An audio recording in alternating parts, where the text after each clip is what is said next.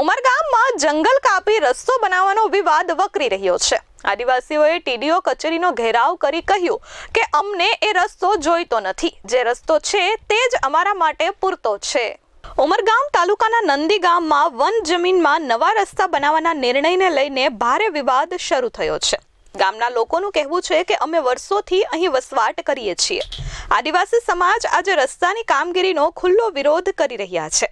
તેઓનો મુખ્ય પ્રશ્ન છે કે જ્યારે સ્થાનિકો કોઈ પણ પ્રકારના નવા રસ્તા માટે માંગ નથી કરતા તો આ અચાનક રસ્તો બનાવવાની જરૂરિયાત ક્યાંથી ઉદ્ભવી? કોઈ પણ સંમતિ આપતું નથી કે આ રસ્તો પહોળો થાય અને અહીંથી જવું પડે, કેમ કે એ રસ્તા ઉપરથી નાના બાળકો, આંગણવાડીના બાળકો, સ્કૂલના બાળકો જતા હોય છે અને ત્યાંથી અમને જાણ મળી છે કે પાછલા 2 વર્ષથી કે એ લોકો એ રસ્તો પહોળો કરીને કંપનીવાળાને આપવાના છે।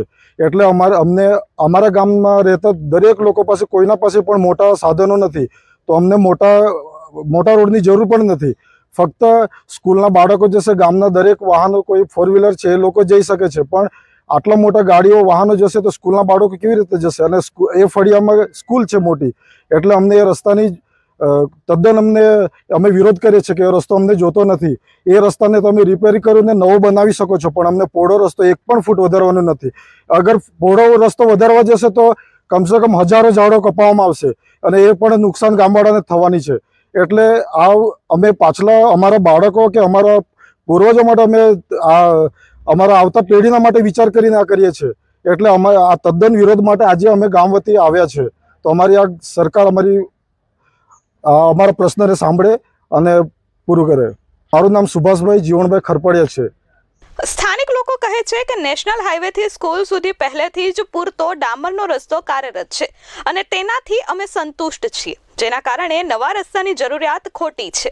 યુવાનો અને ગામના વડીલોનું માનવું છે કે આ રસ્તો અમારી સુવિધા માટે નથી, પરંતુ પાછળ કોઈ મોટો હિત છુપાયેલો છે। વન વિભાગના અધિકારીઓ અને ઉમરગામ તાલુકાના ધારાસભ્ય રમણલાલ પાટકર ઘટના બાદ ઘટના સ્થળે પહોંચ્યા હતા। સ્થાનિકોનું કહેવું છે કે અમારા માટે પાટકર નથી આવ્યા, બીજા માટે આવ્યા છે, ત્યારે ઝાડ પર કાપ નંબર પાડવાથી પણ વિરોધ વધ્યો છે। નંદીગામ પૂર્વ ડેપ્યુટી સરપંચ અને આજે નંદીગામમાં જે રસ્તા બાબતની જે તજવીજ ચાલી રહી છે એનો જે ઠરાવો જે કરવામાં આવ્યો એ આજ દિન સુધી સ્થાનિક ગામના જે લોકોને વિશ્વાસમાં લીધા નહીં। અને બીજું કે પંચાયતની જે બોડી એ લોકોને બી જણાવવામાં આવ્યું નહીં। જે કંઈ ઠરાવો થયા તે બણબારને ઠરાવો કરીને ખોટા ડોક્યુમેન્ટ ઊભા કરીને આગળની કાર્યવાહી કરવામાં આવી એવું મને લાગી રહ્યું છે। કેમ કે આજે ગામમાં જવા માટે ઓલરેડી પહેલાંથી જ રસ્તો ત્યાં છે 10 થી 12 ફૂટનો। હવે તેને પહોળા બનાવવા માટે આવે તો પછી અમારે પાછલામાં જે ત્યાં 18 એકરની જમીન ખરીને એમાં એ લોકો ઇન્ડસ્ટ્રીયલ ઝોન ઊભું કરવા માંગે એવું અમને લાગી રહ્યું છે।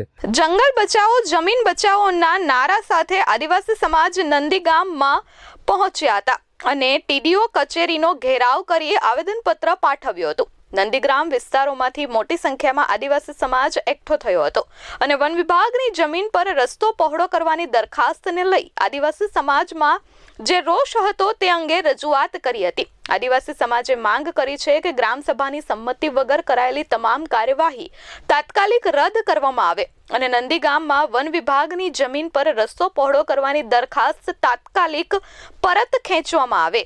કેમ કે ત્યાંના જે ત્યાંના જે વર્ષોથી ખેડી ખાતા જ્યાં અમારા સમાજના આદિવાસી ત્યાં મતલબ ખેડી ખાતા છે એ લોકોનો જૂના પાયણી 1962-63માં એનું પરદાદાના નામ બોલે છે ને હવે તે જમીન અપાયેલી છે એ લોકોને પરદાદાઓને, પણ અભણના અજ્ઞાનતાના કારણે એ લોકો હજુ રેકોર્ડ પર આવી નહીં શક્યા અને એ લોકોને ત્યાંથી હટાવવાની કોશિશ ચાલી રહી છે। એટલે અમારો સખ્ત વિરોધ છે કે જે સરપંચ ગામના ગ્રામસભાને લઈને ચાલવા જોઈતો હતો, વિશ્વાસમાં લઈને ચાલવા જોઈતું હતું, એ આજ દિન સુધી ગામના લોકોને વિશ્વાસમાં ન લીધો અને બનબારને બધું ઠરાવવાનો જે પેપર વર્કિંગ કરીને જે આગળની એ લોકોએ દરખાસ્ત મૂકી તે આજ એક બી ગ્રામસભાના વ્યક્તિને જણાવવામાં આવ્યું નથી। એટલે અમારો સખ્ત વિરોધ છે કે આ બનબારને જેટલું બી આ રસ્તો પહોળવા માટે જે જણાવ્યું છે એ અમને ગામના સ્થાનિક લોકો એમનો વિરોધ નોંધાવે છે। ટીડીઓએ જણાવ્યું હતું કે ગ્રામ પંચાયત તરફથી રસ્તાની દરખાસ્ત આવી હતી અને નિયમ મુજબ કાર્યવાહી અમે ચોક્કસ કરીશું. આદિવાસી સમાજ પોતાના અસ્તિત્વ અને જમીન જંગલ બચાવવાની લડાઈ લડી રહ્યો છે. હવે જોવું રહ્યું કે પ્રશાસન આદિવાસીઓની માંગને કેટલી ગંભીરતાથી લે છે કે પછી વિરોધ વધુ ઉગ્ર સ્વરૂપ ધારણ કરશે.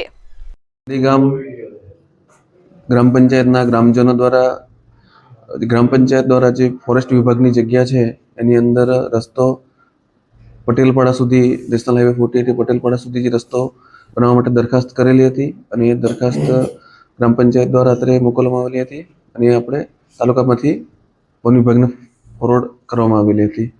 તો એ ફોરેસ્ટની જગ્યા બાબતે ગ્રામજનોને વાંધો હોય, ગ્રામજનોએ અત્રે રજૂઆત કરેલ છે. તો ગ્રામજનોની રજૂઆતને ધ્યાને લઈ આપણે વન વિભાગને સદર બાબતે જાણ કરીશું અને આગળની કાર્યવાહી માટે જે ગ્રામજનોનો વિરોધ છે એ અમને વાકેફ કરીશું. પંચાયતની દરખાસ્ત હતી એ ગ્રામ પંચાયતની ગ્રામસભાની દરખાસ્ત હતી. એ દરખાસ્તના આધારે જ આપણે અત્રેથી ફોરવર્ડ કરવામાં આવેલું છે. ગ્રામ પંચાયતની દરખાસ્તને ચકાસતા તો ગ્રામસભાનો ઠરાવ જ અત્રે જોડેલો છે એટલે અમારે એ જ માનવો રાખવો પડે. પણ જે ગ્રામજનોની રજૂઆત છે કે ગ્રામસભામાં પુનઃ એ બાબતે વિચારણા કરવામાં આવશે. અમિત સિંહ રાજપૂત સાથે પ્રશાંત પંચાલ, S24 ન્યૂઝ, ઉમરગામ.